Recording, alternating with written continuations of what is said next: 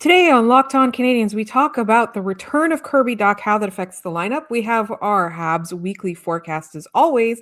And if you're sick of playing Buffalo, I got some news for you there. Finally, we want to talk about what we would like the Canadians to do at the trade deadline.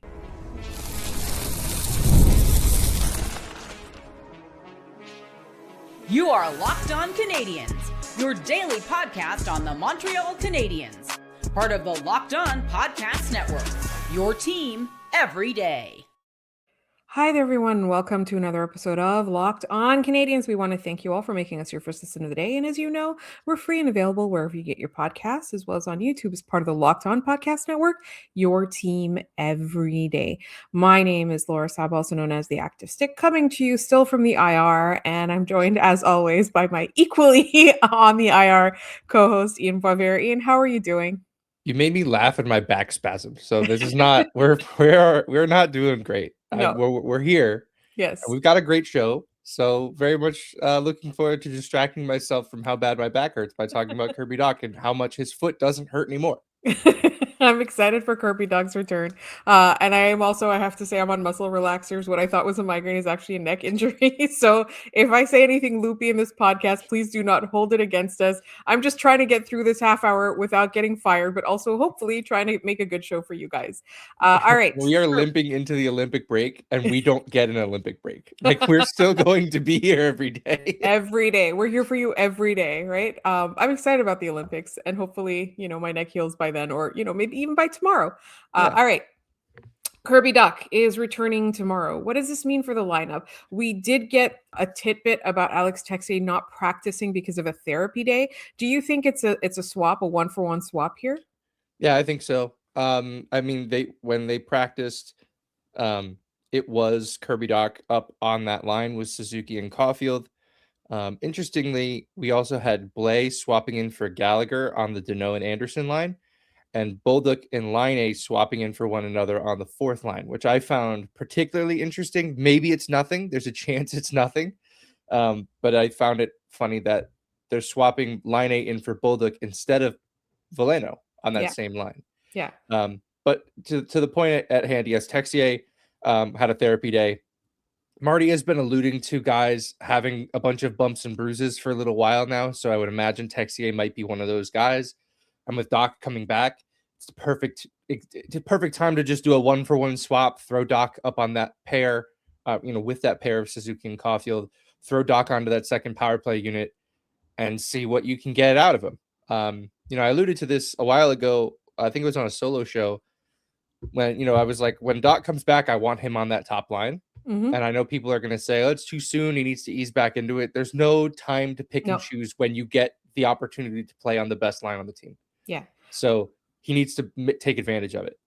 Absolutely. And to that point, we didn't say that we didn't do the full rundown of the show. We are going to talk about the weekly forecast, the games they have coming up this week. We're going to talk about it in the second segment. And then in our third segment, we're going to talk about what we think the Habs should do at the trade deadline. And spoiler alert, there might be another podcast disagreement coming up in that segment. All right, let's get back to Dach. Like you said, there's no easing in, right? At this point, the Canadians have too many forwards and you have to earn your way back. And you have to earn your way back and you have to seize it and you can't let go. The good news for Texier is that there is room for him everywhere in this lineup if Kirby Dach should work out on that top line. And we saw it a couple years ago. Now, we know that Kirby Dach takes some time getting back from injuries. We know that the on-ramp is long. But I personally feel like this is kind of make or break for him. Like this is the second line. Slafkovsky became the driver on that team. So there's no room for him there, right? He's not a third liner. He's not a fourth liner. He needs to work on that first line. And that first line needs him too. It's got two of the best players on the team, but it's been struggling without Slav. Yeah.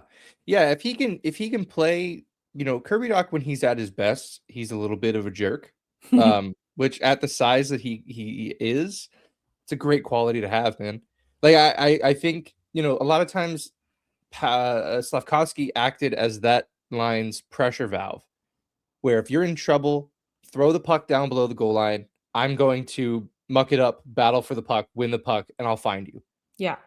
If Dach, I don't think has the same level of skill in doing that, but if he can replicate that to any small degree, that line will find success.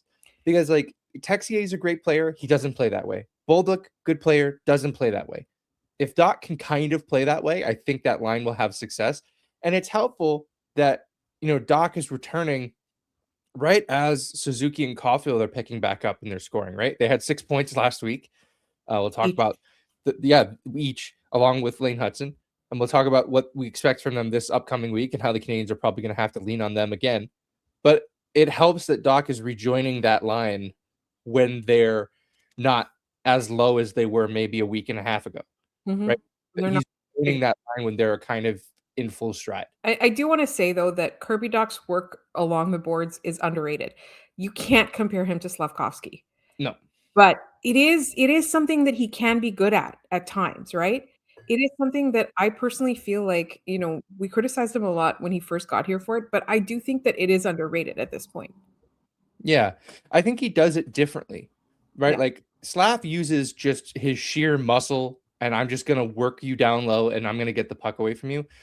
Dach is more of an effective stick checker. He wants to use his stick to stick lift, to hold your stick down, to poke check. Sometimes that gets him into trouble. He takes a lot of stick infractions as penalties, right? Like that's sort of what you'll grow to expect from him. So I think they go about it in different ways. Ultimately, if the result is similar in that it ends with your team having the puck, I don't think it really matters all that much. Yeah. But that line, especially, I talked with Andrew Berkshire on Game Over on Saturday about Cole Caufield and how when he gets in on the forecheck, he's kind of a jerk as well. He doesn't have the size to be able to have that edge, but it's a mindset. It's how you play. And I think Kirby Dach has always been that jerk. He'll always be able to be that guy. It's just a matter of how well he gels with Suzuki and Caufield. Again, the best Kirby Dach has ever looked in a Montreal Canadiens uniform has been next to those two guys. So I'm fairly confident that this will work. If it doesn't, maybe the answer for what should the Habs do at the trade deadline in our third segment looks a little different, right? Because that means we're talking about that we need another winger for Suzuki and Caufield to play with. Yeah. And hopefully we don't have to do that, but there's time. That's essentially the tryout that Kirby Dach is on right now. Yeah. I think that all of these players kind of have that. Like Jake Evans alluded to it in practice or after practice. He was talking about like you're not competing with a specific guy on the team. You're just trying to earn your spot in the lineup. You're trying to make sure that you're in the lineup. And so, speaking about Bolduc, right? He's somebody who I feel like he's not going to be sat right away. But he's somebody I would feel a little bit self-conscious about and worried about, looking at all of these forwards that are coming back. Yeah. Eventually that's push is going to come to shove there. It's funny, like Laine's after Dach, Laine is probably the next one in line to come back. But I still am not certain of what's going to happen there because I have a hard time. Again, I love the dude, so you should take this piece of thought with that much more importance. Like, I don't know what to do with him when he's ready to come back. Okay, he's not going to play on the first line with Suzuki and Caufield, right? Even if Dach doesn't work out, I don't think they'll even try it. No. I just don't know that that's going to happen. No.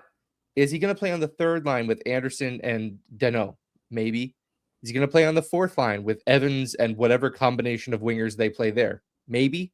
But like, there's nothing where I'm going. It's not like Dach, where Dach's coming back and I go stick him on that top line. It's a slam dunk choice. There's no slam dunk choice for Patrik Laine. Realistically, there's not even really a slam dunk choice for Newhook when he comes back, right? Like, I don't know where to put him. Either anywhere he goes, he'll be an effective player, but I don't know where to put him to maximize his value. Yeah. So it'll be interesting to see once all these guys get healthy. The Canadiens did a good job of keeping the roster full of guys who can actually play while they're gone. Like Blais making his way back has been phenomenal. Veleno completely recreating his game to be a defensive fourth line player. All of those getting Phil Danault, like there are a lot of examples of this front office deciding we can't wait for those guys to get healthy. And now they're kind of at the point where, okay, everybody's getting healthy to a certain extent. And now the decision point is here. So a lot of these guys are out of time, unfortunately. And it's going to be really interesting to see what the Canadiens choose to do, who they waive, who they keep. Is it a possibility that they trade people? Is it a possibility that they just have, I don't know, a lot of healthy scratches? We'll see what happens. In the meantime, the Canadiens have 3 games this week, and we're going to get into, as we do every Tuesday, our weekly forecast, talk about what the Canadiens need to do to come out on top this week. And that's coming up in just one moment here on Locked On Canadiens. This episode is brought to you by Game Time. There's nothing like being near the ice during hockey season. The speed, the hits, the atmosphere, it's unmatched. Watching at home is great, but being in the building is a completely different experience. The only thing that used to get in the way was actually getting tickets. Long queues, endless screens, and prices changing at checkout. That's why the Game Time app gives the advantage back to fans. It's the hack for unlocking amazing NHL tickets and experiences in just a few taps. What we love about the Game Time app is you can see the seat before you buy. You can also get zone deals. You choose the section and, Game Time will pick the seats and you save even more. Here at Locked On Canadiens, we use Game Time a lot. Every game we go to, we use Game Time to find tickets. We've been to a few together, actually. And one of the things that we love is that there's no hidden fees as well. So you get the price that you're going to pay, and there's no surprises at checkout. And the tickets are backed by the Game Time guarantee, which gives us real peace of mind. So take the guesswork out of buying NHL tickets with Game Time. Download the Game Time app, create an account, and use code LOCKEDONNHL for $20 off your first purchase. Terms apply. Again, create an account and redeem code LOCKEDONNHL for $20 off. Thank you for making Locked On Canadiens your first listen of the day, and thank you for making Locked On the #1 sports podcast network. And if you haven't already, go check out our new Everydayer Club. You'll get access to an ad-free audio feed for Locked On Canadiens, compatible with Apple Podcasts, Spotify, and every other major podcast app. You're also going to get an invite to the members-only Locked On Everydayer Club Discord server, which includes a group chat just for listeners of this show. We're going to be in there, so please come and hang out with us. Go to lockedoncanadiens.supercast.com or tap the link in the show notes to learn more. All right. Let's talk about this week. The Montreal Canadiens have 3 games coming up, 3 games that they should win, and 3 games in my mind that, I'm going to go crazy because I don't know that they're going to come out swinging. I don't know if they're going to play 60 minutes. I worry that they're going to put together the same performance in these games that they did against Buffalo and Ottawa earlier last week. They're going to start with Minnesota, which, as we know, is a scheduled loss. And then we have Buffalo coming up, and then we have Ottawa coming up. And then if that's not enough Buffalo for you, we have Buffalo again next week. But we'll talk about that in the next forecast. I don't do scheduled losses. We've had this conversation. The Minnesota Wild are a scheduled loss. No, they're not. They're a scheduled boring game. That's what they always are. It's always a Tuesday in some desolate winter month that they play this godforsaken hockey team. Look, the Wild are good. They're a good hockey team. They are currently 3rd in their division, which doesn't sound like much, but when you consider they have 63 points, tied with the Dallas Stars, and the leader in their division is the Colorado Avalanche, who are a full 11 points ahead of those teams, despite the fact that they've played 3 fewer games. It's an insane division in the Central. The Wild are a defensive hockey team. They're 7th in the league in goals against per game. Goals for per game, you're looking closer to 17th. So, a little bit below average as far as offense goes there. Look, the Wild are a team that they made a big swing this year. They added Quinn Hughes, who has fit in pretty nicely in Minnesota. Looks like he might even like it enough to stay. We'll see how far they get into those conversations. But to me, these teams that you play in the West, that you just don't see all that often, the games typically lack any kind of emotional impact to them. They lack a lot of knowledge of the two teams between one another. Yes, they do pro scouting and things like that, but these players watching tape and then being on the ice are two totally different experiences.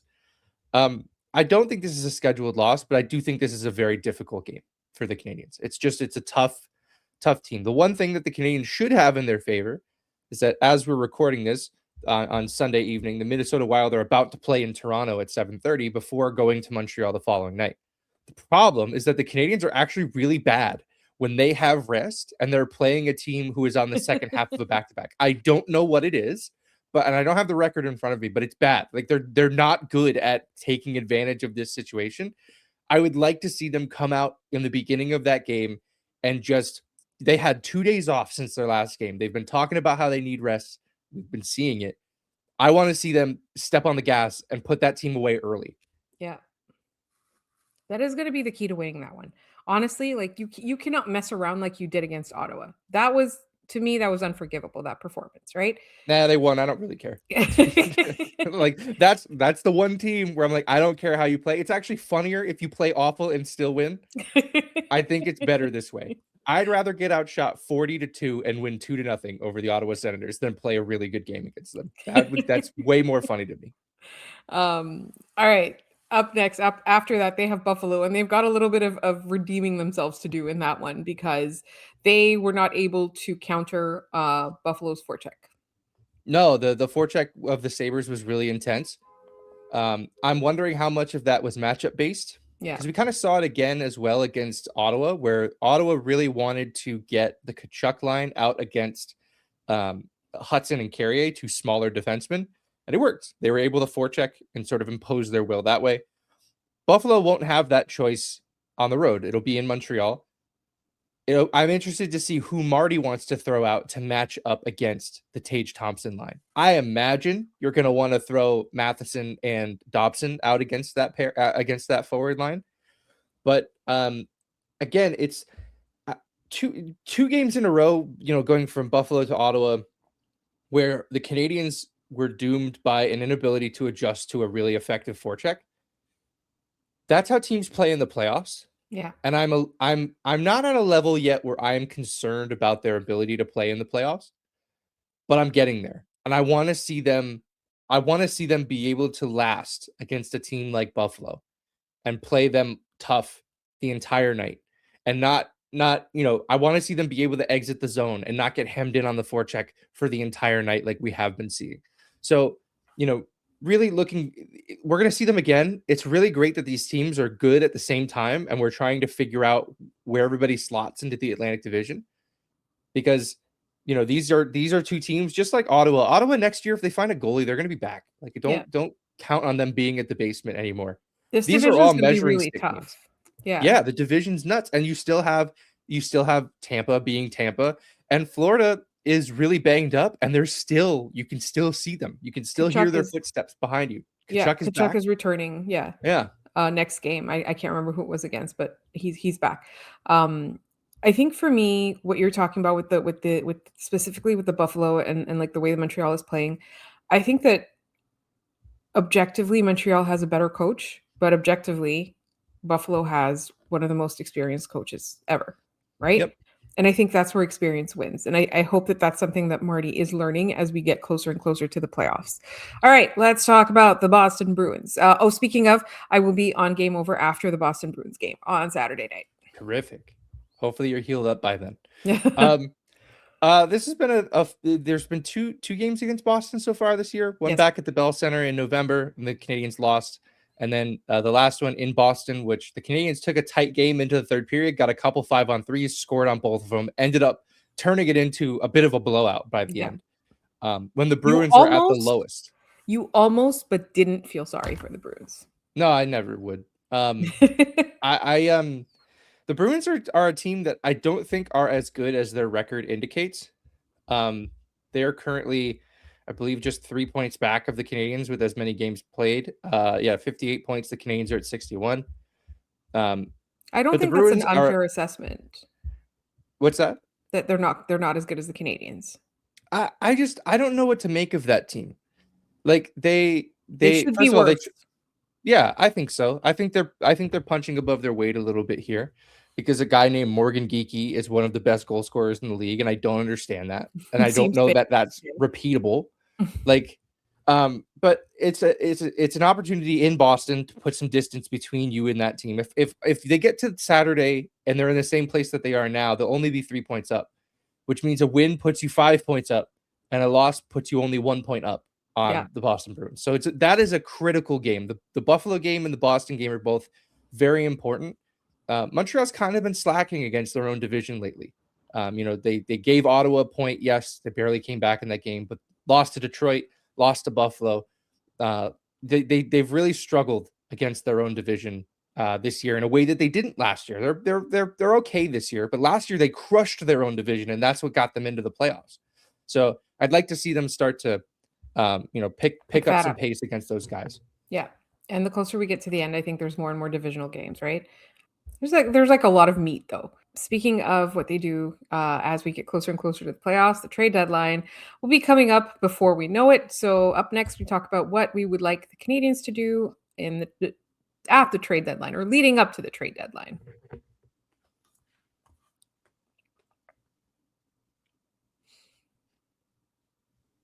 All right, I'm going to come out and say it.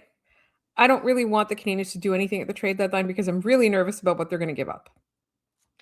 Yeah. It seems like the sellers are defining themselves, right? New York Rangers, seller. Calgary Flames just traded Rasmus Anderson. They're a seller. I think St. Louis is getting there. Vancouver is a seller. Nashville's probably going to end up there. There are a lot of teams who have decided we're not good. We don't want to be good. Take our stuff. The only way that I want the Canadiens to be a buyer is if there are so many sellers, it dilutes the market and you can get something of consequence for a relatively low value. With that said, like the price tag that was on Rasmus Anderson going to Vegas seemed exorbitant. Like I wouldn't want anything to do with that. If I wanted the Canadiens to try to add anything right now, it would be, what's that? A winger? Maybe a winger if Dach doesn't work out as the top line winger. But really a third pair right shot defenseman. And I think, then at that point, Arber Xhekaj probably isn't an everyday NHLer. And that really the Canadiens are going to go get that player, that right shot defenseman, if between now and the trade deadline, Arber Xhekaj proves he can't do it. So it's really on him to decide, hey, I want to be that guy. I want to play every night in the playoffs. I want to be a key member of this team. But otherwise, the Canadiens are going to have to go out and get an expiring contract, a right shot defenseman who can help you, chew up minutes late in games. There's not too many of those available that would feasibly be available. Like I'm looking, Nick Blankenburg out of Nashville is a UFA. He's only 27, so not a lot of veteran play there. Nick Jensen out of Ottawa. I doubt they'd be willing to help Montreal out. Connor Murphy out of Chicago. Jeff Petrie out of Florida. Hey, that'd be fun. out of Philly. That would be fun. The big one that I look at here, though, is Luke Schenn, 36 years old, UFA. He's really a third pair defenseman, right shot, tough, mean guy. If the Canadiens do nothing else at the trade deadline, I'd like to see them add a guy that can chip in on the penalty kill, that can play minutes late in games, that can effectively be another David Savard. What do you think the cost for him would be, though? It would be set by the market to a certain extent, but... Yeah, I mean, if he costs you more than a third, you probably back out. That's probably not worth it if you're the Canadiens. Would I trade Jaden Struble for him? I don't know. Maybe. You're helping bolster this team now for a player that maybe you don't see as having a future with this roster. Yeah. Maybe the Jets see that as an opportunity to add a guy who can help you later on. And then you next year when Schenn is gone, you freed up a spot for David Reinbacher. You freed up a spot for Adam Engstrom, right? Like you're also putting yourself in a position next year to be able to clear some of this logjam away. So I definitely wouldn't break the bank for a Luke Schenn or whatever whatever version of that player the Canadiens might end up being interested in. Yeah. Do you, if you are the Canadiens, having so many forwards and assuming everybody's come back from injury, do you put any of them on the market? Is it crazy that I keep coming back to maybe they trade Zach Bolduc? I don't. Yeah. I feel like that might be premature, but it's possible if somebody's interested enough. Absolutely premature. But I wonder when we get to the Justin Barron point, which I think we have to trademark that.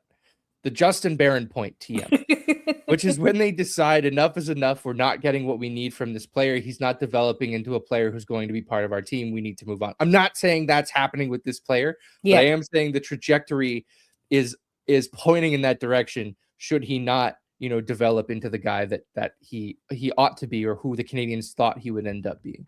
I don't think that happens at this trade deadline unless the Canadiens get an offer for him that they cannot say no to.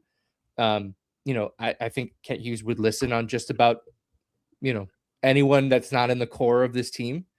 I would be shocked if a roster player moved, though. Same. You'd have the only one that probably wouldn't shock me is Struble. He's the only one that I'd be like, okay, yeah, that makes sense. They're moving something for nothing. Yeah. That would make sense to me. But I wonder how many teams are actually interested in a move like that. That would be the rate limiting factor here, is whether or not a team wants a Jaden Struble. I personally feel the Canadiens are going to look to be more active in the offseason. Yeah. Than the trade deadline, because there's no one specific player that's going to push them over the edge in the playoffs, right? Like this year, they're trying to make the playoffs and they're trying to win a round. They're trying to do the playoff school thing again. As much as, we know that they've gone further ahead faster in their rebuild than was expected, I still think that they're not close to being a contender yet. And so I feel like, they see how it works in the playoffs and they make decisions based on that, right? Like they see what they need and they make decisions based on that. And, there's some guys coming off the books. And I know a lot of people are going to say Brendan Gallagher has a no move clause. He's not going anywhere. Yeah, I don't Brendan Gallagher is a part of the Montreal Canadiens and he's going to play, and they're going to play him in the lineup. I know a lot of people are like, I see it all the time now. People are like, he can't play anymore. I'm like, no, it's not happening. They'll find a way to make him effective much faster than they'll even think for a second of making him no longer a Montreal Canadien. Yeah, and someone did correct us on this. Gallagher would need to play every game this year and next year to hit 1,000 games. So I'm a little less inclined to be like he needs to play every game, because he might just get hurt and it wouldn't even work out. The Canadiens probably shouldn't hamstring themselves to that. As much as they would like to, they're waiting for Brendan Gallagher to give them a reason to not play him. Yeah. Which is the right thing to do. He's earned his position in this team. I don't think he's getting traded. But I do agree with you, like that the Canadiens, and I think Jeff Gorton had alluded to as much in a lot of the press availabilities that he's had, where they've looked at this upcoming summer as a summer for them to make big moves. With a lot of money coming off the books, especially Patrik Laine's $9 million coming off the books. Like that's a lot of money to be able to play with next year. Mm-hmm. The challenge is it's probably not going to be via free agency, because there's not a lot of free agents where you're like, oh, I'd like to spend that. Maybe Alex Tuch, if he ends up falling out of favor in Buffalo. He's got 40 points in 46 games. He wants a lot of money, which is the problem. But like slotting Alex Tuch on the top line next to Suzuki and Caufield, I kind of like that concept just because of the role player that he is. He's 6'4", it makes them more 218. physical. It makes them much more imposing. Yeah, and you could always say, "Hey, we have your brother here. You want to come play with your brother?" Like honestly, like that could be a selling point for a guy like Tuch. Yeah. That is he looking to get out of Buffalo? I think even like if Buffalo doesn't make the playoffs this year, he might be looking to get out of there, but the bidding war for him is going to be a lot because he's so large. Yeah, if he makes it to market, I think he was asking for like 11 million from Buffalo, which I think, again, we need to recalibrate what that looks like in a rising cap environment. But I would imagine on the open market, he gets that or close to it. So, it's just whether or not the Canadiens think that they would like a player like that.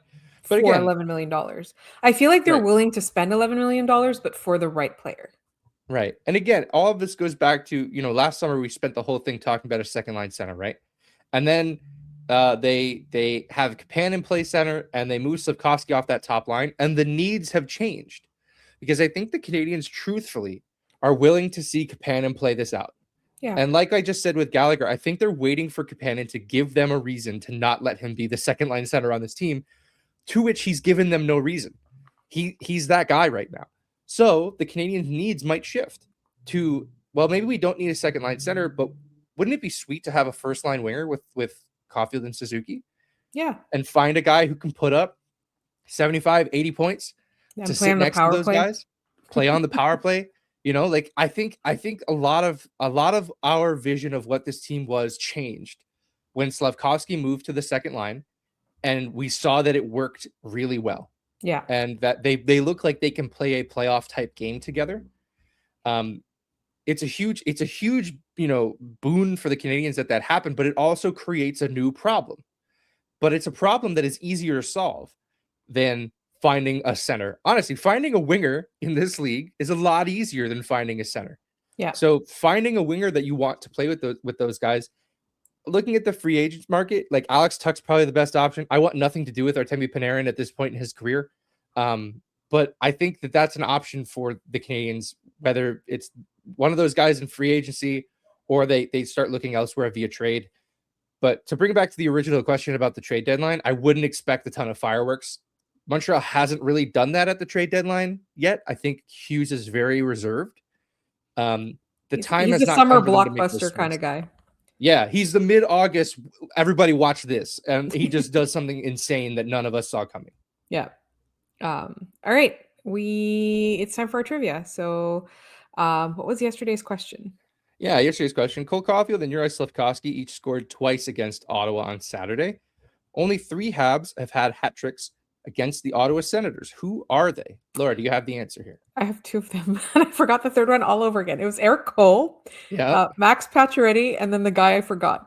Hey, Chris Higgins. Chris Higgins. Yes, it was Chris Higgins. You keep forgetting this guy, but then you also, every time I tell you who it is, you go, he was my entire personality for a long time. So yes, Chris Higgins. Higgins had his back in November of 2008, Eric Cole in March of 2012, and Max Pacioretty in April of 2014. Super Ring got that right. I will throw an honorable mention over to Joe Segreto, who did name Max Pacioretty in that conversation. Kyle Roberts also got it right. Oh, there we go. Thank you. Give me the answer. How could I forget a Roberts brother? Thank you for playing. Today's question is, as Montreal gets ready to play Minnesota, in the Habs' first game in Minnesota, this Montreal Canadiens scored 4 points.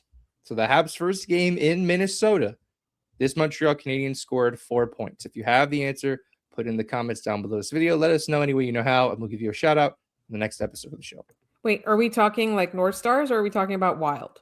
You're on the right track, Laura. Okay. Thank you for tuning in today to Locked On Canadiens. Tomorrow we'll have another episode. We'll be recapping that Minnesota Wild game, and hopefully I'll be wrong and Ian will be right. We'll be recapping a win. Make sure you're subscribed to and you follow Locked On Canadiens so you get all our latest episodes. We're on YouTube as well as every other podcast app. And you can find us on social media. We're on TikTok, on Instagram, and on Blue Sky at Locked On Canadiens. And if you never miss an episode, the Everydayer Club is for you. Get Locked On Canadiens ad-free, plus members-only Discord access and more. Head to lockedoncanadiens.supercast.com to join the club. For those of you who are on video, we're sending you to the first ever 24/7 National Locked On Podcast Network YouTube channel. And if you're on audio, please make sure your second listen is NHL Game Night on Locked On NHL. They have recaps for all the games. Sometimes you'll find us on there as well. Thank you so much for listening, and we will be back tomorrow.